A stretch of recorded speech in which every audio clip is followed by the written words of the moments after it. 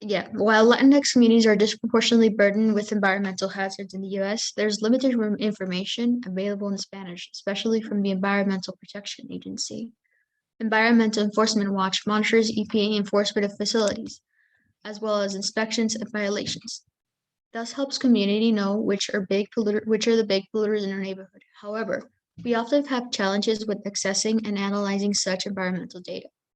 The Environmental Data and Governance Initiative is a network of more than 50 members from multiple academic institutions, nonprofit and grassroots organizations, and professionals from a broad spectrum of work and life backgrounds. We document, analyze, and advocate for the federal provision of environmental data and governance from policies and institutions to public access information and environmental decision making. We seek to improve environmental information stewardship, to promote environmental democracy, health and justice, and to better adapt these to the digital age. So we can go ahead and do that.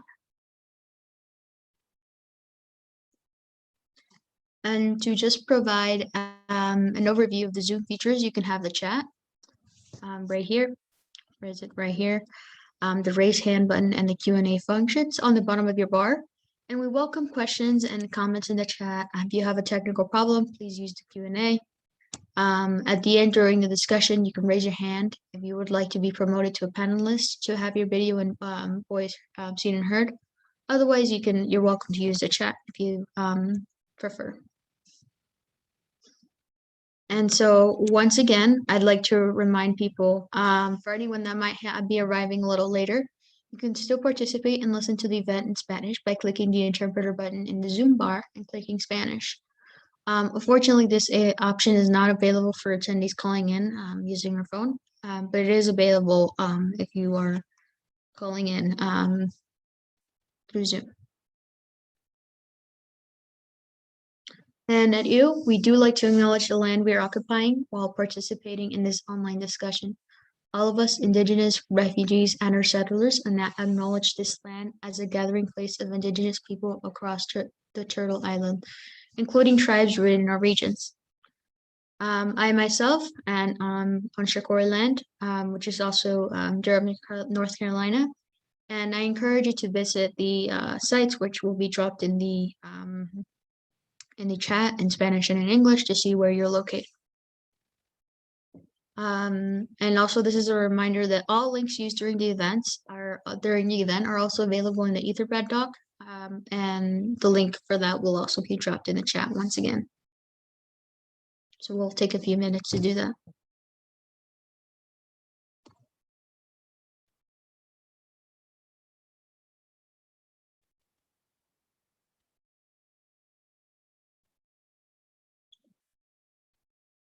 And while we are doing that, I'm going to go ahead and tell you about our code of conduct. So at EU, we have developed a code of conduct to ensure the safe space and protocol for reporting any issues or conflicts.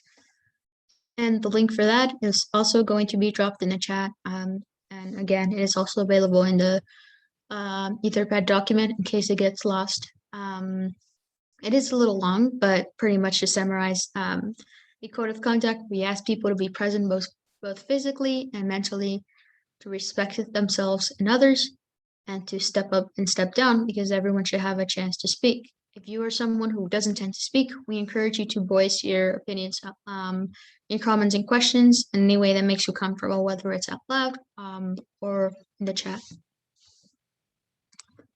And if at any moment you feel this code was violated, please contact Sarah Wiley or Eric Nost, whose emails will also be dropped in the chat.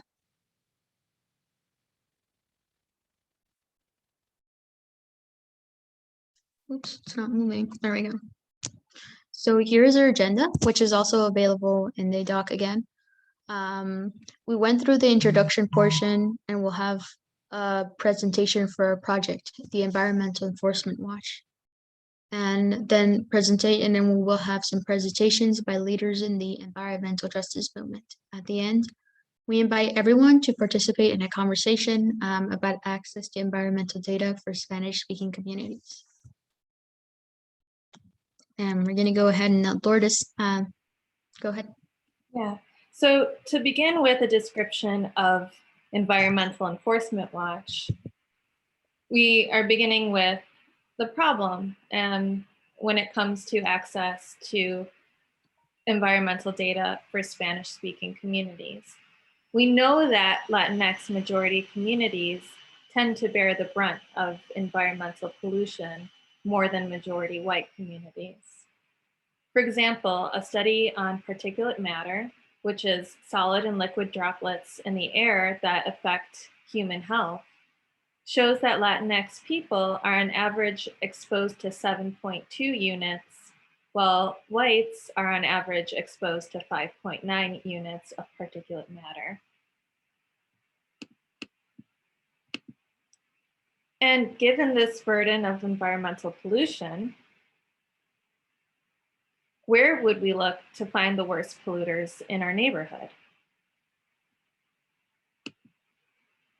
And one place is the EPA's Enforcement and Compliance History Online database. You can enter your city, state, or zip code and see the facilities in your area that report their emissions to the EPA. And this is very helpful information because you can see whether the facilities around you are complying with their permits, when the EPA has inspected these facilities, and whether they have received any penalties. Now, the EPA oversees 3 major programs which focus on air under the Clean Air Act, water under the Clean Water Act, and hazardous waste under the Resource Recovery and Conservation Act. And there are other programs, but these are the ones that we are focusing on today. Information about these programs is on the EPA website.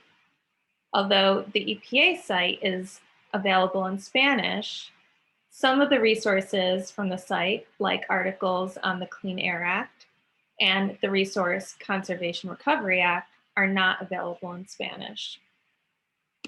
The resources and articles that are available can be overly technical, difficult to understand, and they sometimes have conflicting language where they use different words to refer to the same thing, which can be confusing.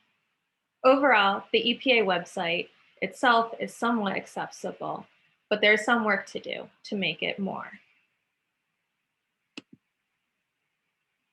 So the EPA permits these facilities to release a certain amount of pollutants and may inspect them to see whether they're complying with their permits. When a facility exceeds the permit, this is recorded as a violation. Sometimes facilities receive penalties for their violations and other times they do not. A lot of this information is self-reported as the EPA can't inspect all of these facilities all the time. So we don't know exactly how accurate the violation numbers are, and some of the other data can be pretty murky and hard to get through. So this information about enforcement and violations and inspections is available on ECHO. However, when you use the interface, the data only cover the last 3 to 5 years. And years going further back are only available by downloading data. The content is organized by individual facilities, and there is no summary report for a given area, such as which facility is polluting the most in your neighborhood, or what the total violations are in a region. You can see from the screenshot that it can be hard to interpret.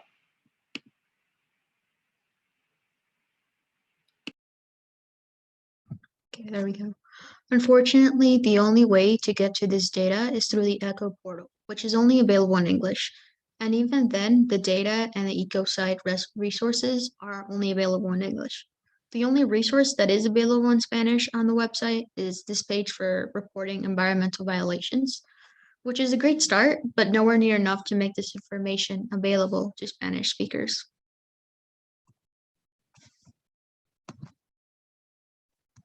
And this is why we have developed report cards about facility inspections, violations, and penalties under the Clean Air, the Clean Water Act, and Resource Conservation and Recovery Act. We made this report cards according to congressional districts and states, so you can contact your representative and let them know about enforcement patterns in your district or state. So how can you access these report cards? So you can access them through our website. So let's go there. So when we click this link, it should take us to website here. And it will lead us to the Spanish version of the website. And you can switch back to English and switch back to Spanish using this button here. And here you can access the democratizing data report, which we'll discuss a little bit more about later. And then here you can access the report cards for the states in the Senate Environment and Public Works Committee, or the congressional districts for the House Energy and Commerce Committee. And we can click on a random one, say California 44, which we have here. And it will open up a report card. And as you can see here, the report cards provide more specific information on the Clean Water Act, as it does here. And then you can also find information on inspections, violations, enforcement, and penalties from the year 2000 to the year 2019. And you can also compare inspections and violations in your district to the state and at a national level at these charts here. And there's a lot more to see, like the top 10 violators for each program. And I really encourage you to look at these report cards on your free time. And yeah, there's just a lot to see here. Now, we can go back to the, Lourdes is going to show you a Jupyter notebook, and we'll go from there. Go ahead, Lourdes. So we made these reports by analyzing the data that we downloaded from the ECHO website, the Enforcement Compliance History Online website, and put into a database at Stony Brook University. Then we retrieved this data using the programming languages SQL and Python in open source notebooks that anyone can access online, called Jupyter Notebooks. And this notebook that is, we've translated it into Spanish. So Leslie is scrolling through it here. It can look a little intimidating, but it has directions on how to use it. And all you have to do is click play in the code box, and it will generate charts and maps and graphs that are then fed into the reports that we just showed you. So this is for the states Delaware and Wyoming, and the report cards we made were for congressional districts. We also have made notebooks for zip codes and watersheds. So we're working with different geographic scales. And what you can see here, so Leslie just scrolled through some of the charts showing enforcement and inspections and violations over time. And now she's going to go down to show a map of Delaware. And as you zoom in on Delaware, you can see different facilities. So say you live in Delaware and you want to know what's in your neighborhood. So as you zoom in, the facilities get closer and closer. And then you can click on these dots to get the names of the facilities in your area. And then moving down, we can also find some statistics about the facilities and in the area and EPA enforcement. And then we can also see a chart of the most non-compliant facilities. And this is something that ECHO cannot show you. So that's the Jupyter Notebook.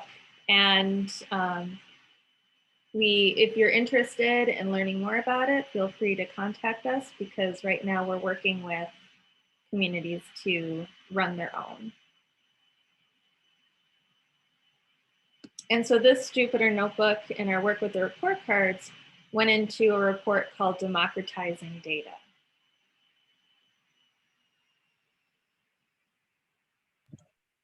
And so the overall patterns we saw in this report cards, which we published in the democratizing data report, is that in both congressional districts and states during the Trump administration, violations of the Clean Water Act increased, and while inspection rates, enforcement actions, and penalties decreased. And these patterns were consistent in both Republican and Democrat states, congressional states and congressional districts. And we did publish these findings in a democratizing report, which you can find in the on our website, as I showed you earlier. And so, thank you guys for listening. Now we can introduce a video sent in from Senator Markey. And Senator Ed Markey is the senator of Massachusetts. He's a consumer champion and national leader on energy, environmental protection, and telecommunications policy. And he has a prolific legislative record on major issues across the policy spectrum and a deep commitment to improving the lives of the people of Massachusetts and our country. He has previously worked with the Environmental Enforcement Watch. And just so you know, while we watch the video, Lourdes is going to show you the video, but you're welcome to look at the report cards page while you're listening to the video and look at your own report card. So let me stop sharing and let's go ahead.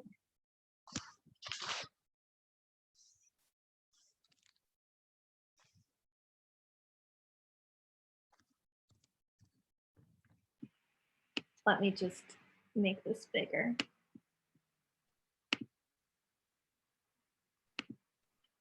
Senator Ed Markey, and I want to thank Environmental Enforcement Watch for having me here today to discuss their important efforts to make environmental protection agency data more accessible to affected communities.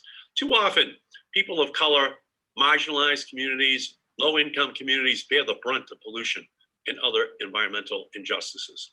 We have to work to address the harms committed against these communities and hold polluting industries accountable for their violations of environmental law. In these efforts, we have to ensure the fair treatment and meaningful involvement of all people with respect to their protection under our nation's environmental laws, regulations, and policies. The EPA is responsible for enforcing laws that keep communities safe from air pollution, water pollution, and hazardous waste. It maintains a database where it publishes information on environmental law violations and EPA enforcement actions. The EPA database is complex and can be difficult to navigate. It is also only published in English, creating a language barrier that renders it inaccessible to the many Americans who do not read or speak English. This problem is especially concerning given that Latinx and Spanish-speaking communities are disproportionately affected by pollution. That's why the work that Environmental Enforcement Watch is doing to improve the accessibility of EPA data is so important. By creating both English and Spanish language report cards on environmental law violations, EPA enforcement, Environmental Enforcement Watch is equipping communities with the critical information they need to hold polluting industries accountable and understand their own risks. To create a better future for our communities and the planet, we must strengthen environmental regulations and their enforcement. And we must strengthen transparency and accountability so that people across the country can trust that the government is fulfilling its mission. This, unfortunately, was not the case during the previous administration. During the Trump administration, EPA came to stand for every polluter's ally. And EPA inspections fell to a record low. And the EPA even imposed a sweeping moratorium on environmental enforcement in March of 2020. Under the cover of the COVID-19 pandemic, the EPA effectively waived the enforcement of existing clean air, clean water, and climate rules. As a member of the Senate Committee on Environment and Public Works and chair of the Subcommittee on Clean Air and Climate, I am fighting to ensure that the EPA is fully enforcing environmental laws that protect people from air pollution, water pollution, and hazardous waste. In the Senate, I'm fighting to make sure we clean up existing hazardous waste sites and that we address the historic and systemic oppression of vulnerable communities that have borne the worst burdens of our fossil fuel economy.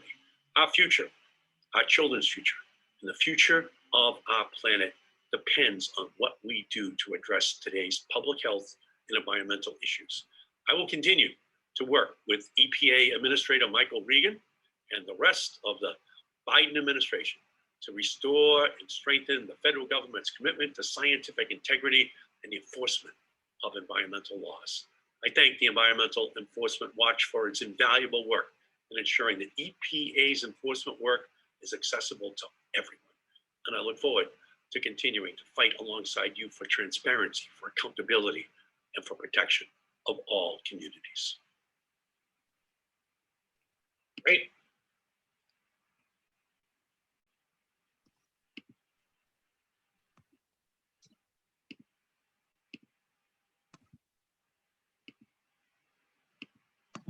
So I'm back to sharing the screen. That was a pretty good video from Senator Markey. Glad he sent it to us. Now we're going to hear from our first speaker. Let me put that in presentation mode. So Dr. Teresa Córdova is the director of the Great Cities Institute at the University of Illinois in Chicago. She's also professor of urban planning and policy in the College of Urban Planning and Public Affairs. Professor Córdova received her PhD in sociology from the University of California, Berkeley in 1986. She is a chair of the Chicago Plan Commission and a member of a Cook County Economic Development Advisory Committee. She has previously worked with environmental justice organizations like Southwest Organizing Project SWAP, which is here with us, who is going to be a speaker, and the Just Transition Alliance, who is also has a speaker. Teresa is currently working with the Little Village Environmental Justice Organization and other groups and activists on the southeast side of Chicago.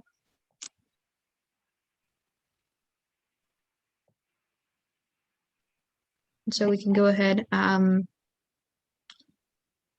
let Teresa speak. Great, thank you. It's nice to be here. You're going to put up a PowerPoint up for me, right? Yeah. Super. So while you're doing that, I will thank the Environmental Enforcement Watch, not only for inviting me here, but also for that wonderful presentation on all of that data. That's really fantastic. I'm so glad to know about that, and I'm sure that we will use that that resource. So thank you very much. Also want to give a shout out to my brother, Jose Bravo. Always good to be with you. Also I'm meeting Alejandra for the first time, but she's with an organization that I was with for many years, and along with the Southwest Network Environmental for Economic Justice, and still collaborate with the Just Transition Alliance. In fact, I put in the chat earlier a report that we just released in the last couple of days called Climate Justice Meets Global Health. And Jose Bravo was part of that effort, and you can see his great remarks in that report. What I want to do today is talk a little bit in my 5 minutes on the southeast side of Chicago and some of our work there. This is an area along the Calumet River region, and an area that is really characteristic of a very intense industrial area, a lot of which was abandoned, leaving behind a great deal of contamination, and then still some continuing contamination. So if you can put that into presentation mode and go to the first slide, I would appreciate it. I'm not sure how to make it bigger. I was trying to figure it out, but I couldn't figure it out. You have to go to slideshow on, you know what, because it's a PDF, maybe you can't. I didn't give it to you in PowerPoint. So just go ahead and go to the next slide then, and I'll work with that. I'm not sure if how well folks can see it. Okay, so I see you've got it there. All right, go ahead and just move it up to the next one. All right, so what I wanted to do is talk a little bit about, you saw in the bio that I'm director of the Great Cities Initiative, and we have something called the Great Cities, Great Rivers Initiative. So we were looking to do, we had been doing some work in the southeast side of Chicago. Again, this is an area where United Steel was, a lot of steel mills, a lot of heavy industry, a lot of industry that was connected to the steel industry. And when those industries left, they left behind a great deal of contamination and pollution, both water pollution because so much of dumping occurred in the Calumet, into the Calumet River, and into Lake Michigan as well. But also a great deal of soil contamination and so on. So most of that has not been cleaned up. Some of it has, but most of it has not. And yet there's still an interest in continuing to develop in that area. For one thing, as other parts of the city are developed, I don't want to just say gentrified, but as they develop with new kinds of developments, a lot of the heavy industry that might have been in other parts of industry are being relocated into this part of the city. So that raises questions and concerns about the intensity and the concentration in an area that is both heavily Latino as well as Black. And there's even one pocket that is a white working class community. And so at the same time, there are people who want to see if there's something that can be done in trying to make this a cleaner area. So we embarked on this as part of our Great Cities, Great Rivers initiatives and looking at the southeast side. And I'll tell you in a minute where the quote comes from that's on this PowerPoint, right? We focus on an area that epitomizes the problems of environmental justice about resulting from more than a half a century of prior actions. Next slide. So you can see from this map, probably not very well, but you can see from the map that you can see up on top there, United States Steel. If we could make it bigger, you could, but because of the formatting here or the manner of presentation, there you go, that helps. US Steel, Southwest site, the Wisconsin Steel, so heavy industry around this whole area. And this is down in the southeast side of Chicago. So a lot of our work began in this area when we were doing commercial revitalization plans in the South Chicago community. South Chicago was one of the first neighborhoods, one of the first 3 neighborhoods where you had a large influx of Mexican population into the Chicago region, working in the steel mills. So all those steel mills are now gone. And so there's some question there about what will happen to those sites. There's been that question for a bit now. We can go to the next slide. So our work, anytime we do any kind of anything, we always begin with, as part of the invitation that we receive from communities to work with them, we always begin with various forms of engagement processes. Some of those are start with small groups and then become big visioning groups. They incorporate everything from surveys to focus groups to going to festivals and where people are gathered and meeting them. So this project that we engaged in had a lot of community engagement. Next slide. So this is where we worked with a lot of partners in the neighborhoods surrounding this Calumet region. And so we partnered with over 20 organizations. One of the things we did is we formed something called Calumet Connect, which is an umbrella organization, bringing them all together. Next slide, please. So again, mentioning that community engagement is central to what we do, as after we analyze the various, the many sources of insights and understandings and perspectives that come to us through this process, we then pull from that what seems to be the priorities of folks, and then we go from there. So we developed this framework that came out of this community engagement process. Next slide, please. This is the document. You can find this on our website. If you go up to practice and go down and move over to the Calumet region, you'll be able to find this document. And so one of the things we did is I mentioned the perspectives that come out of that. So what people said they wanted us to focus on, what they want to focus on is public health and the environment, social equity, economic development. And so we do that, and we mirror back then what the combination of that was, but most importantly, we provide a lot of data to the residents that they can use to then proceed with lobbying and and we're doing work around their own environmental issues. So a lot of our work, and this in keeping with the theme of today's event, is the providing of data, but then in a way that then is usable for then further advocacy as well as further development of their own agendas. Next slide, please. So there you see some of the community's vision, public health, environment, social equity, and along with each of these statements is what it is that they feel they want. So they certainly want, and this understanding that public health and environment go hand in hand, the idea of reducing disparities, and the knowledge that they do need jobs. And so one of the things when you hear Jose Bravo speak, if not today, other times, in this sort of false juxtaposition, well, we need to have the jobs, therefore we have to put up with the environmental pollution. And part of what folks are saying here is that we want the jobs, but we don't think we have to put up with the pollution as well.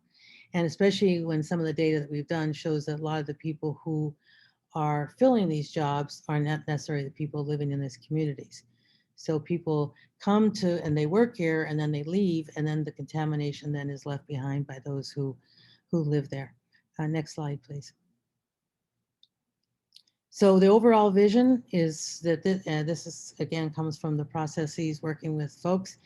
Overall vision, the Southeast Side will become a thriving community where the environment improves the health of residents, infrastructure and investments are equitable and beneficial to all, and economic development can provide for the needs of residents and business owners without being detrimental to the health of workers and residents.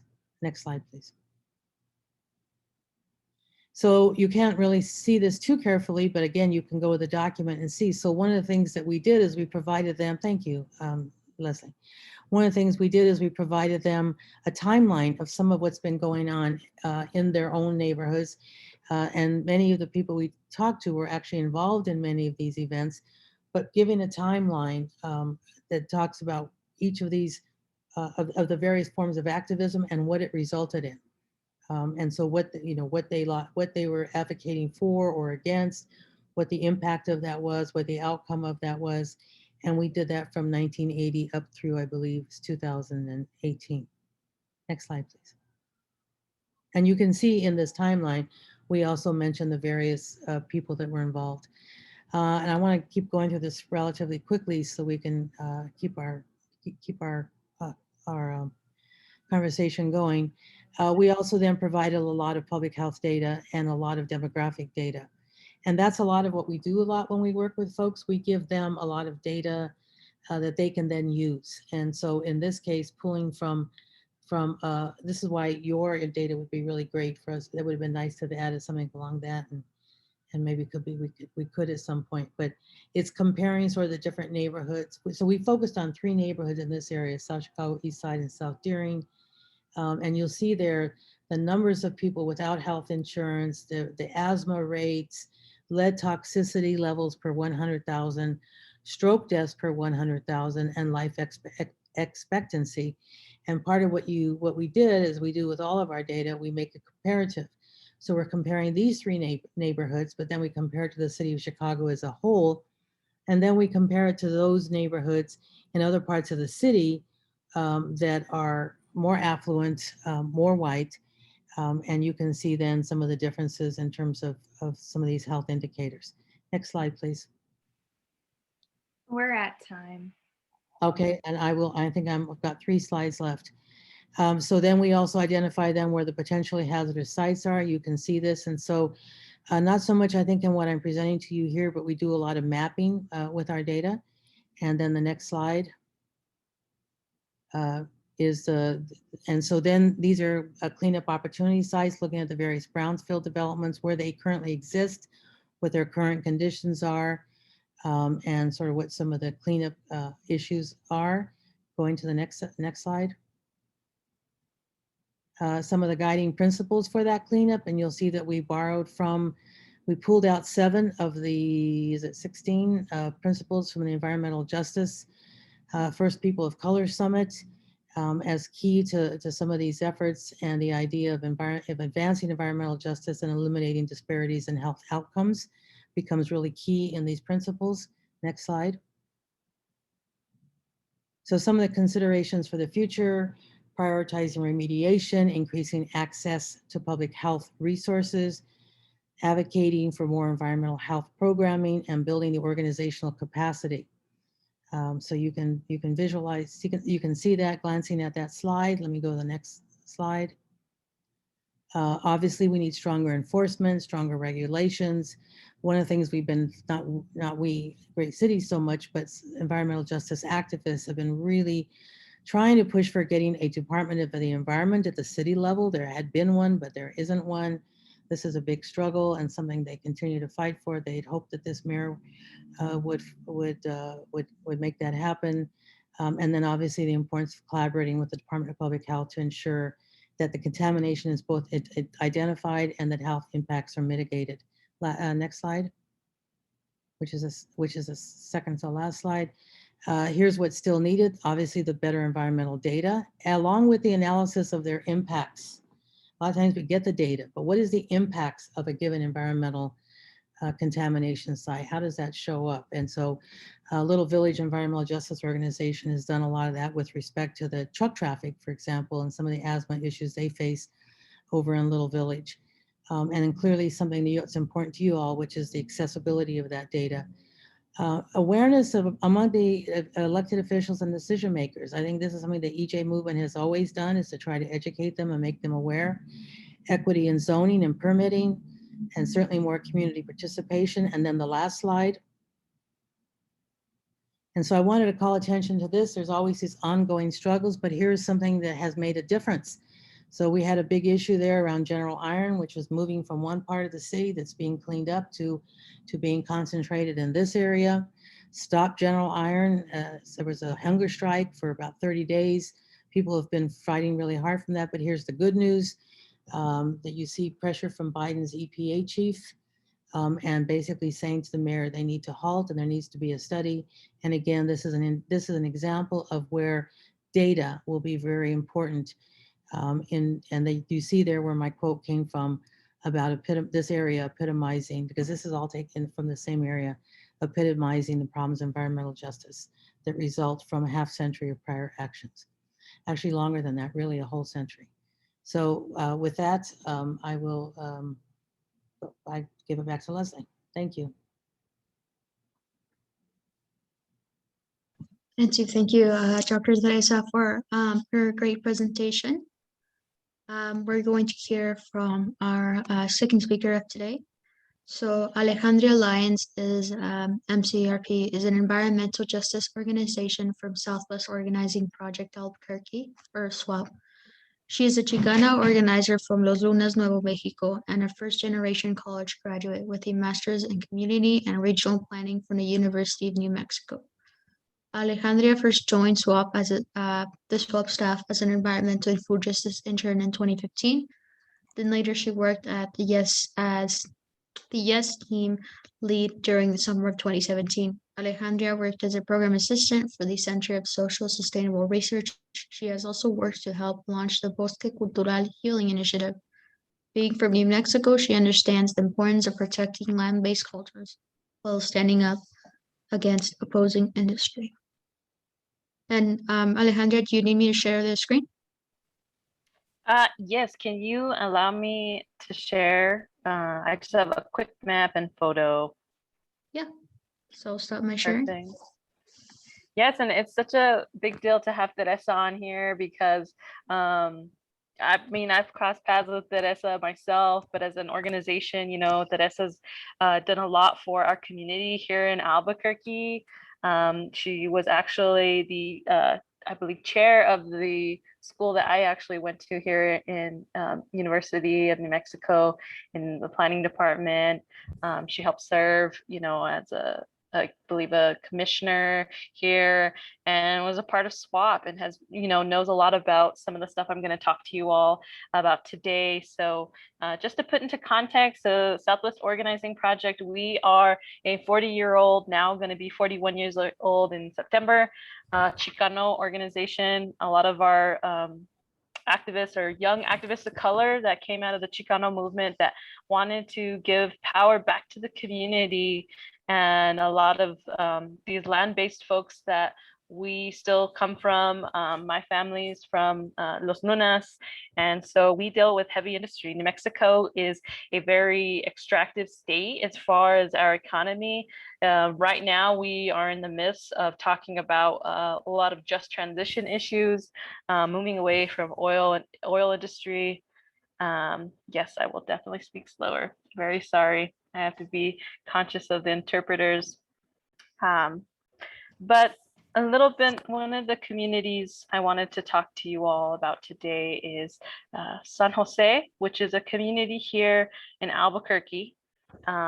There's maybe a little less than 3,000 residents here, and 56% of our residents in that area speak Spanish in their home. So I just want to show a map. So, and to get back to the land acknowledgement, Albuquerque is located near unceded Sandia and Isleta Pueblo land, also known as Tiwa people. So that's some of the indigenous lands that we occupy. But getting back, San Jose community. So this is a community that really is located in a really hard spot. Part of it, most of it is within Albuquerque, but some of it is located within our county, which is Bernalillo County. And as you can see, it's near I-25. And so just to put in context, this community, there's the rail yard facilities, intermodal facilities. There is an asphalt plant located here. There's this core biofuels industry. And to this day, we still fight quite a few air permits through help with data collected by the community. We have created an ordinance for Albuquerque that will allow for no more manufactured zoning in this area, because this community already faces so much. So one of the statistics that we gathered when we were doing our bucket brigade, which was a environmental, there was a health and air impact study where community members got literally a plastic bucket, like the ones you can get at the utility stores, and they would fill it up with air, and we went and we got it tested, and there was very high volatile compounds, different particulate matter, and very high air quality issues in these areas. So, but within this community, so now we have a city ordinance that where we can no longer allow manufacturing within this area, taking into account a lot of these cumulative impacts. So a lot of folks have been talking about cumulative impacts with Cory Booker and a lot of other progressive folks talking about this now in the current administration. Unfortunately, we are still trying to pass a cumulative impacts ordinance that includes air quality. And so getting to data, we need a lot of this data. So this is data that we would like to have for our census. And with the help of some of these report cards, and we would like for some of our communities members to present this. So as I mentioned, a lot of the community members are Spanish speaking members, and we need this data so that we can prove, you know, there are health impacts. A lot of these residents live 10 years less than other residents just within our city of Albuquerque, which is really small. And for the most part, we have great air, but not in this neighborhood. And this is also common in the Four Corners area of New Mexico. This is also the area that a lot of people call, you know, where Navajo Nation is located. And this is where the San Juan generating station was recently closed. So that's a lot of information, but I wanted to show you all exactly where it was located. And then just really quick, a picture of our community. Another thing to know is we've also filed a Title VI complaint against our local health environmental health department. And it's because they weren't allowing the community to give testimony. And constantly we're told we don't have the data to back up a lot of our claims. And this is partially probably due to inaccessibility, language barriers.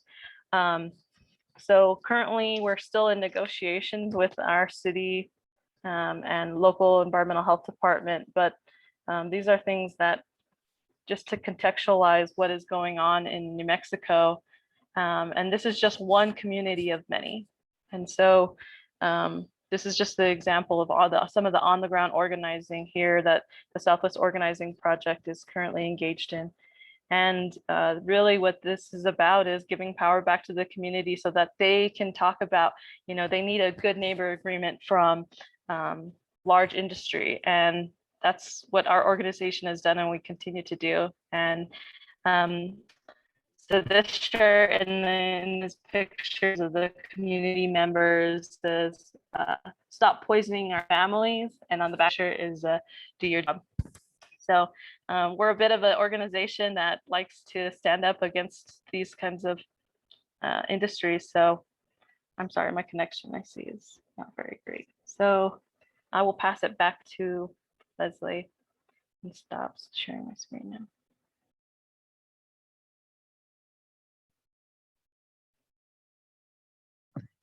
Let me start sharing again. Okay. Oh, I haven't started sharing. Okay. So right now we're going to be taking a 5-minute break. So that's until 6:57. Just to process the amazing talks we heard. And then we are going to come back from the break, hear 2 more speakers, and then we're gonna have a conversation about all the stuff we've heard. Okay, so I'm gonna stop, or I guess I'll just make this bigger, leave this here,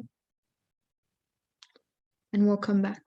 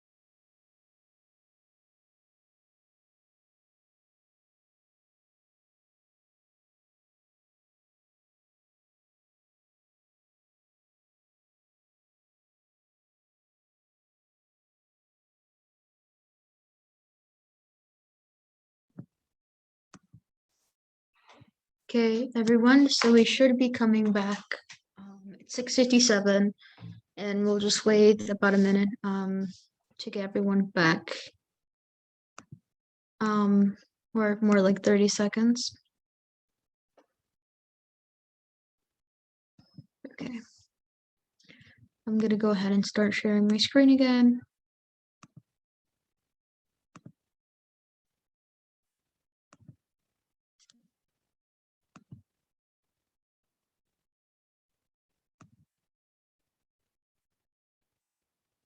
Okay, we'll start in a few seconds.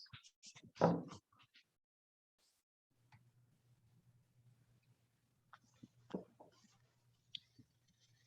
right, let's go get started. So Jose Bravo is the Executive Director of Just Transition Alliance. He is a longtime leader on just transition, climate, justice, and chemicals policy as they relate to communities fighting for environmental justice and labor justice, both organized and unorganized. Born in Mexico and brought to the U.S. as a child, Jose's work in social justice issues is rooted in his upbringing in the Southern California avocado fields alongside both his parents.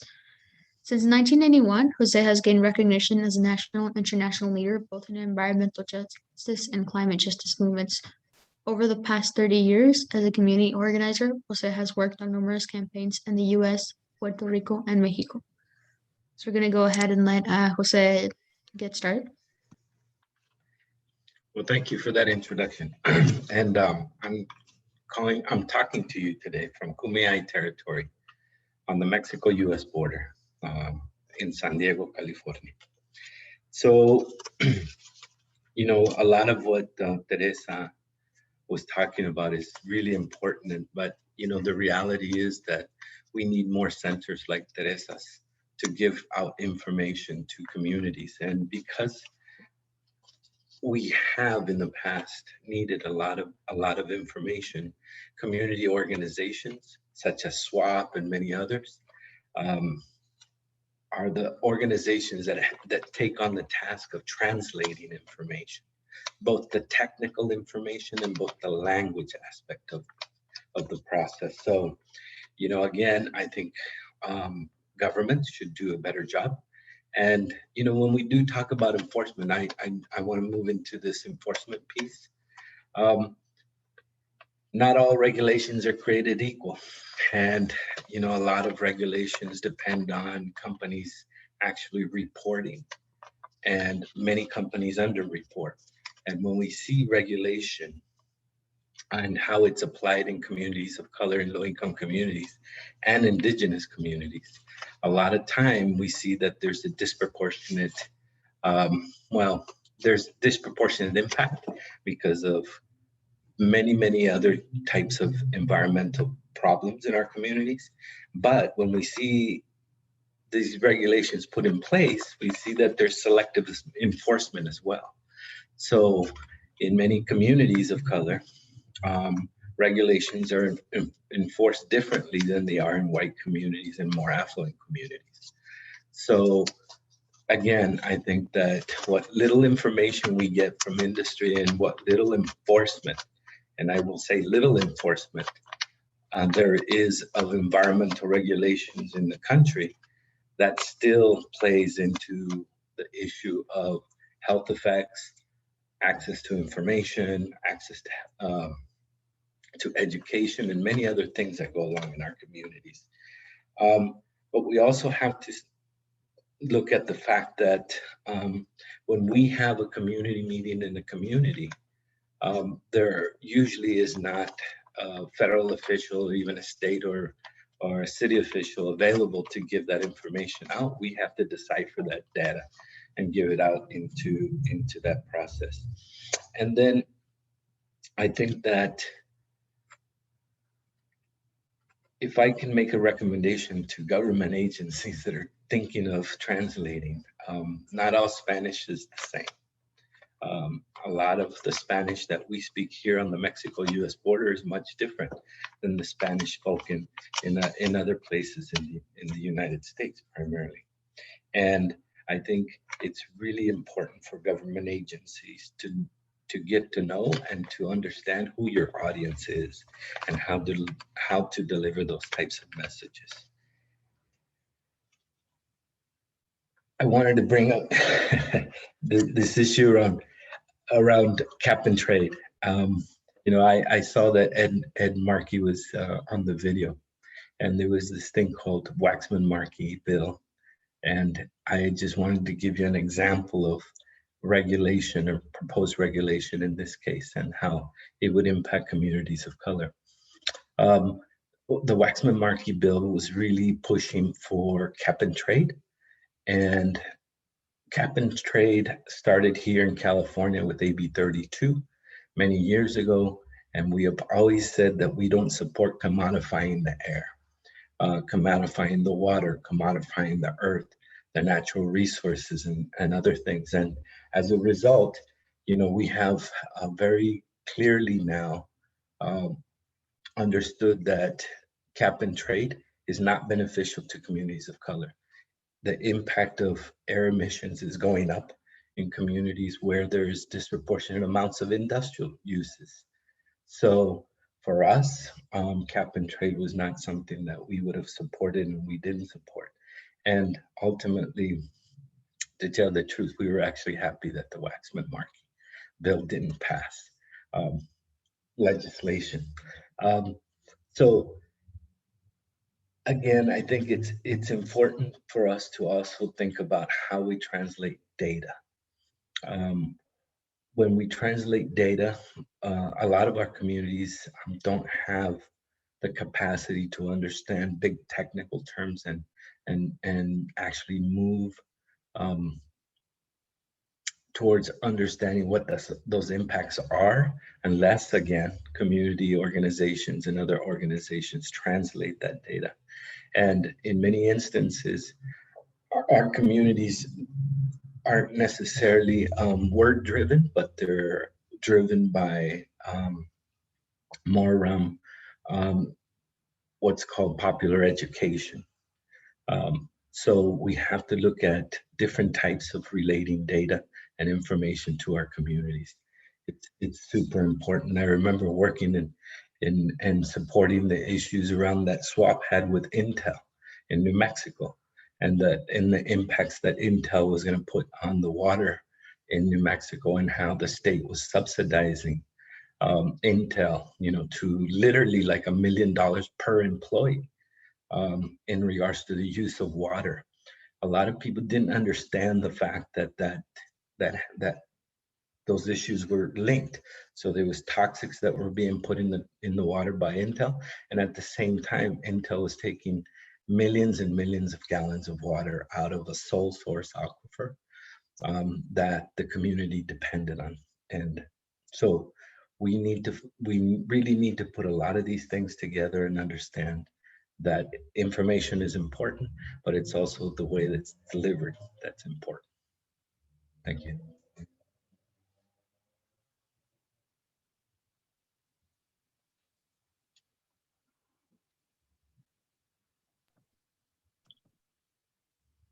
So thank you, Jose, for your presentation. Now we're going to hear from another speaker. So we're going to hear from Shauna Edberg, whenever this loads. So as Hispanic Access Foundation's Director of Conservation Programs, Shauna Edberg works to promote environmental stewardship in the Latino community, elevate Latino voices in conservation policy, activate Latino conservation leaders, and provide them the resources they need to create a more sustainable and just future. Prior to joining the Hispanic Access Foundation, Shauna's background includes working on sustainable development at the World Bank and Global Environmental Facility, as well as climate policy at the nonprofit Climate Interactive. She earned her master's in Latin American Studies and International Economics from the Johns Hopkins School of Advanced International Studies, and her bachelor's in International Studies from Johns Hopkins. Shauna lives in Baltimore, Maryland.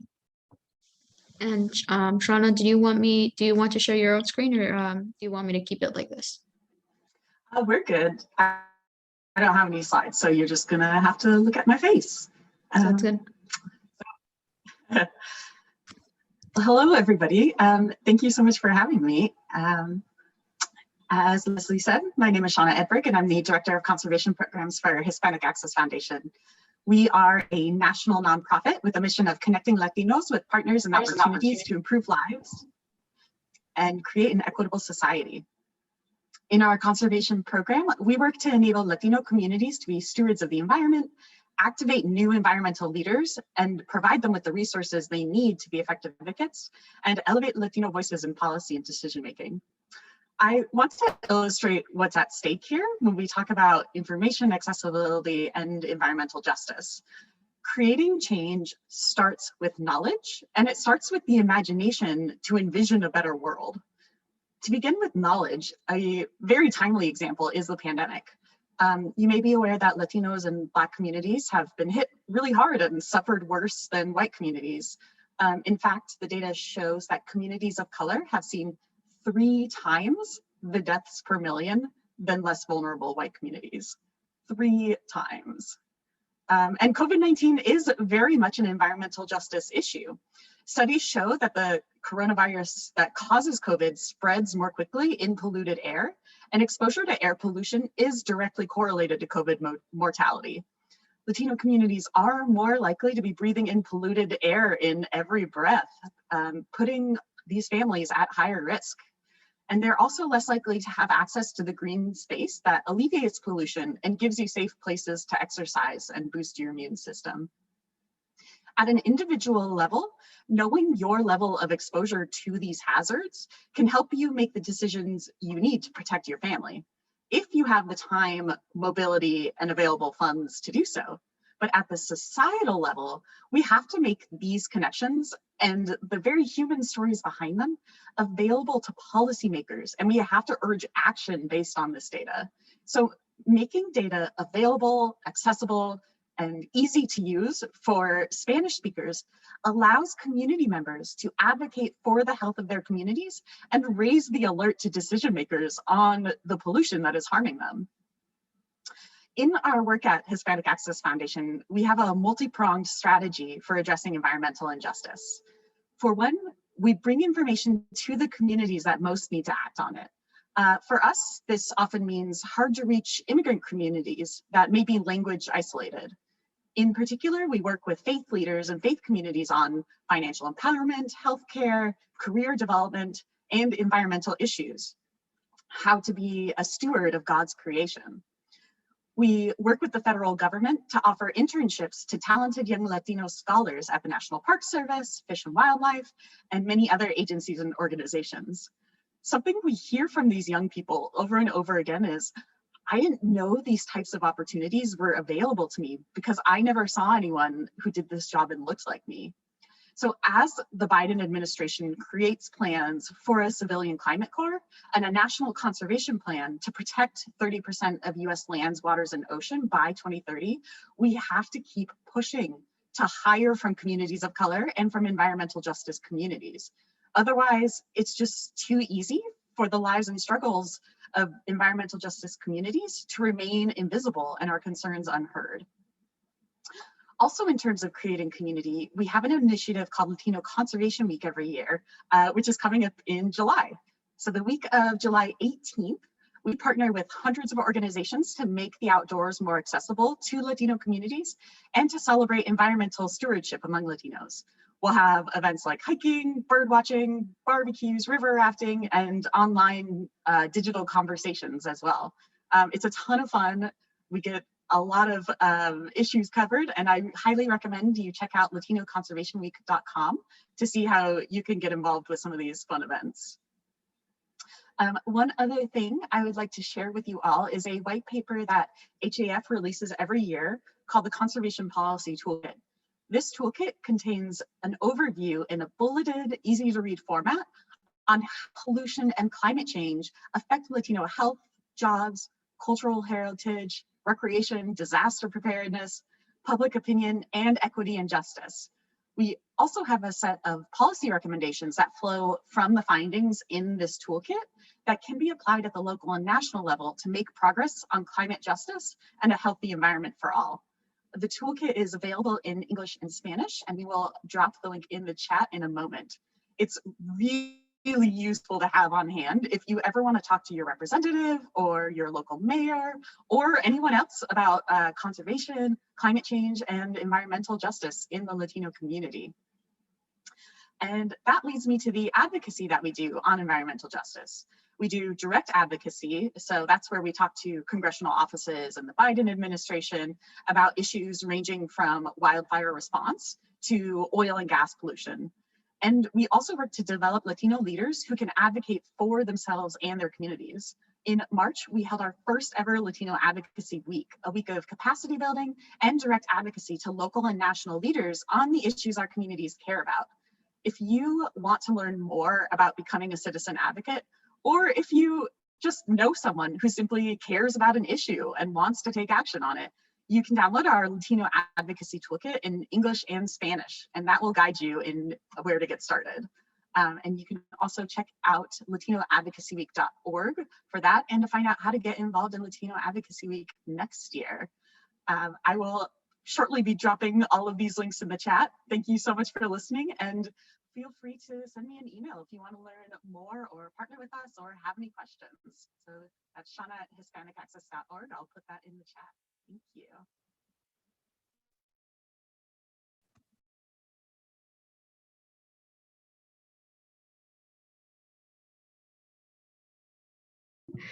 Oh, I didn't turn that on, but I was saying thank you, Shauna, for sharing that with us. We look forward to looking at those links. You can also save the chat if you want to look at the links. There's like 3 dots here under the chat, and then you can save it. And so yeah, now we're going to be moving forward to our conversation. Yeah, we're going to be moving forward to our conversation. Like once again, there's these 3 buttons here. Let me share my screen to show you better.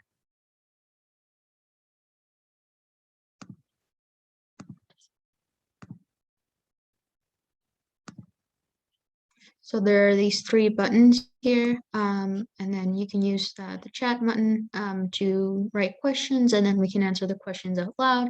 You can raise your hand again, once again, to join the final forum and to be promoted to a panelist so you can speak as well, or you can use the Q&A. And so now we can move forward here. Oops, that's not it. So now I'm going to stop sharing, and then we can just start the conversation. So let's go ahead with that.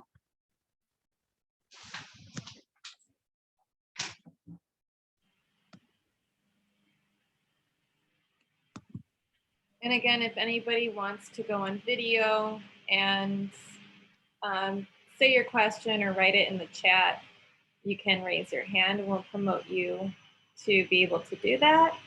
And maybe we should start with some questions that haven't been addressed but have been asked.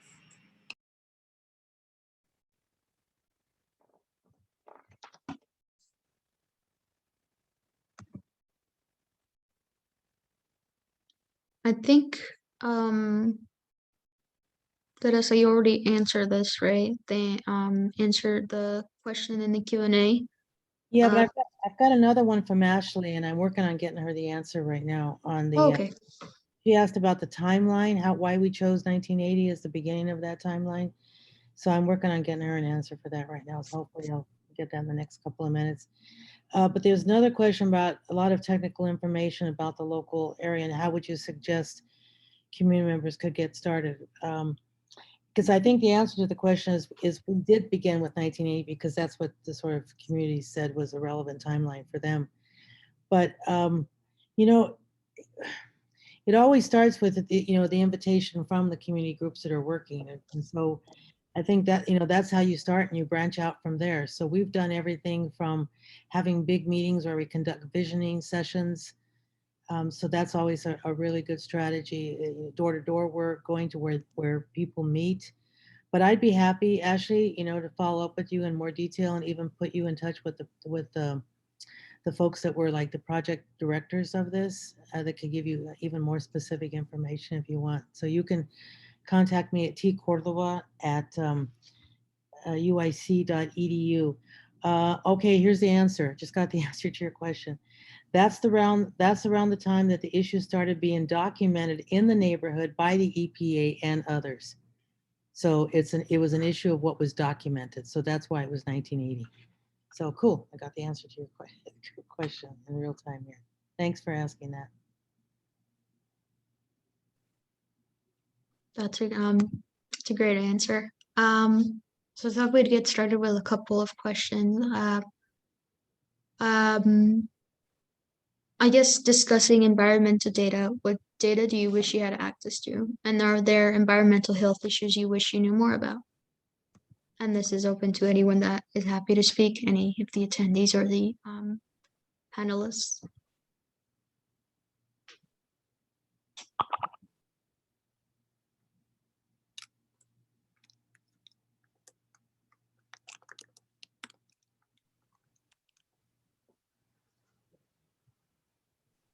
It's all right, we can move on to another question.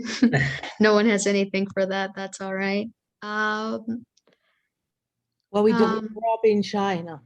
We're all being shy, but no, in regards to data, we just found out that the EPA does not regulate TSCA of incoming chemicals into the United States. And we see that there's literally hundreds of millions of pounds of chemicals being brought into our communities and into environmental justice communities that is not being tracked. And so the CEH, the Center for Environmental Health, has just sued the EPA in regards to letting them know that they should be enforcing these regulations. That's what I was talking about, that the regulations are there. Sometimes they're not strong enough, and a lot of times they're not enforced. I think something else that our organization struggles with is getting specific information for different census tracts and zip codes. It's like, here in Nuevo Mexico, we have very small populations, and so they tend to average everything, and that doesn't really work for a lot of our EJ communities because we have to extrapolate on a lot of the information that the community members have, which is good data, but we don't have information that is, just a one zip code because, it's an insignificant amount of people as far as a lot of national standards look at it. And so, I think more data that is a lot more localized and of these smaller populations would really help us talk about a lot of these smaller EJ communities that have not very much populations.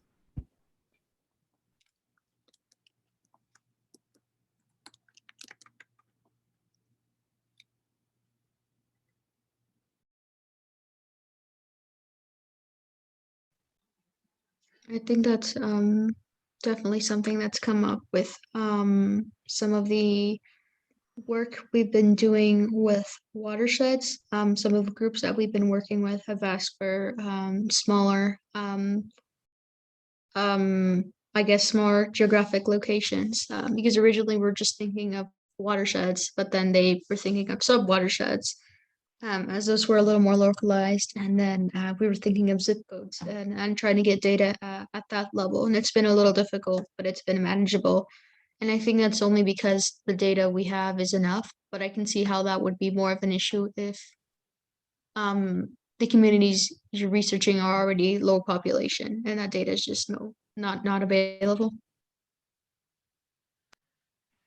And I wanted to add to that the EPA uses EJ Screen tool and offers that tool for people to use to see at, say, the block group level or census tract level, whether a community is designated as EJ, as having a low demographic index or not. So then who has the power to determine what an EJ community is? Is it the data that determines EJ communities? Is, the people living in an area? So how do you navigate that conflict there?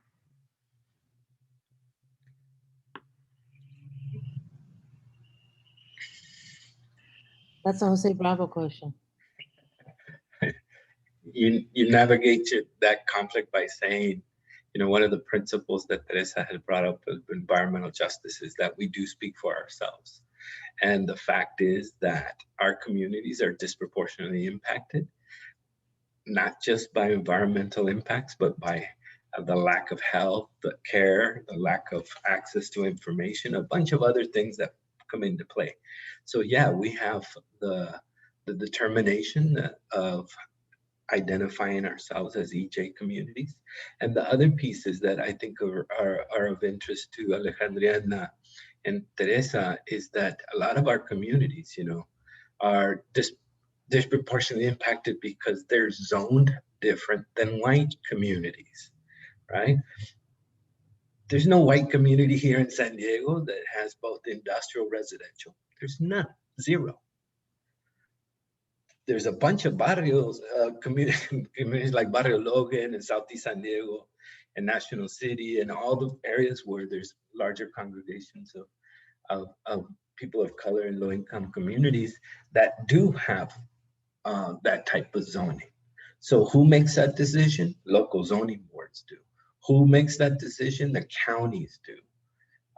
Who has to be accountable? Both zoning commissions and counties and cities. Right. So again, I think the problem is that we're, I'm really glad to see, I'm really glad to see around, the San Jose community, how that whole piece is coming together, because that's a historic environmental justice community. People in that community have been talking about the issues for years and years and years, and SWAP has brought it up, a lot of other organizations, but for years, and it's not a new thing. So, it's high time for politicians and federal governments and state and local governments to do something about this, not just talk about it. Steve, oh, you want to go, Shauna? Yeah, I was just going to add that even when data is available, that doesn't necessarily make it accessible, because there's multiple layers of systemic oppression here. I work for a woman of color led nonprofit that has less resources than our peer nonprofits in the environmental community. And so even though, for example, like we have this really great data set on access to nature and which communities are better able to have green spaces nearby and which aren't. But for us, we can't make good use of it because we don't have the resources to have GIS. We need to rely on a partner and to act as the gatekeeper for us to effectively use this data. And so it's more than just the data being there. It's all levels of funding, of staffing, of interest. And lastly, and I will be quiet after this, I think the proof is in, or how do you say it? Things aren't necessarily, the things that actually bring data to us aren't necessarily understanding of the impact. Take, for instance, the federal government uses risk assessment to figure out how our communities are impacted, right? And how our communities should be impacted. But the last time I took a look at risk assessment, it literally uses a basis of a 150-pound white male as the norm for creating risk assessment. Our communities need better ways to bring data to us, and we need hazard assessment and health assessment. Because if you don't have the hazard assessment and health assessment, we're going to be always disproportionately impacted in regards to our risk as well.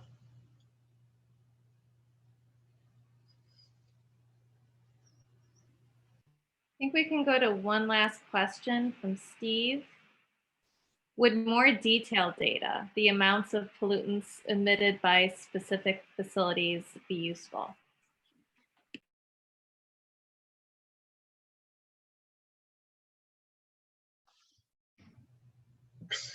And I promised to be quiet. So yes, it is more useful. But it's also what's useful, it's around looking at cumulative data, you know, how it accumulates in our community. And I'll tell you what, in federal meetings, when we brought up the issue of cumulative impact and synergistic impact, so chemicals coming together and making other chemicals and causing other problems in our communities, that's when I literally seen people's eyes glaze over in federal meetings with the EPA and others. But that's the reality in our communities. So yeah, more data. You know, and this issue of cumulative impact and synergistic impact is extremely important. And, you know, EJ's movement's been talking about that since the get-go. And I was even just recently in the one on transportation that Little Village Environmental Justice did. And I asked the question about synergistic impacts, and the problem that we've gotten in the answers, you know, now for 30 years is the difficulty in even measuring it, right? And so that, I mean, is that a science issue? I mean, even if we could get the political will, it still then becomes an issue of like, well, how would you measure it? How would you even identify? I mean, sure you can, but so therefore, is it a matter of political will? Is it a matter of resources? Is it a matter of having the tools to measure it? But I think the synergistic impact is really huge, you know. And then of course the other issue from the science is, well, how do you isolate the different components of those combined chemicals? How would you even isolate what is affecting what, right? And so I know it's partly a question of science, but I think overall there isn't enough resources or effort or money spent on impacts generally. You know, there's like there's the chemicals, we know these chemicals, and then there's people getting sick, and there's some people who, you know, can make the correlation between, well, we've got this we've got the chemicals here, the concentration of those chemicals and the concentration of those illnesses. And so then it becomes an issue of correlation. But now, for example, even in the case of General Iron, if the EPA is saying to the mayor, look, we need more data on this to see what the impacts are or would be if you were to locate this here. I think that there's still this issue around making sure that the science is there to even assess the impacts. But even before the science is also that political will or even that effort. So NEPA, for example, National Environmental Policy Act says when you're doing any kind of federal money is being spent, you have to assess sort of the various alternatives and what might be the impacts of those. And I think translating that to everything else, okay, before you proceed, we need to have some sense of what the potential impact should be, could be, would be. Yeah. All right. We are at 7:30. We are at time. I can share my screen. We have just a last slide to show you with our contact information and a thank you. So please fill out the survey. The link will be dropped in the chat, and it's also in the Etherpad document. You can email us at environmentalenforcementwatch@gmail.com. Twitter, tweet at us at UNetwork. And we are going to have an open hour on June 17th from 6 to 7 p.m. on what's not discussed enough about environmental data. I want to thank you to all of our lovely panelists and also our funders, Code for Science and Society, which is funded by the Gordon and Betty Moore Foundation. And thank you all for attending. Thank you. Thank you very much for inviting us. All right, I'm going to end the recording now. Now Teresa can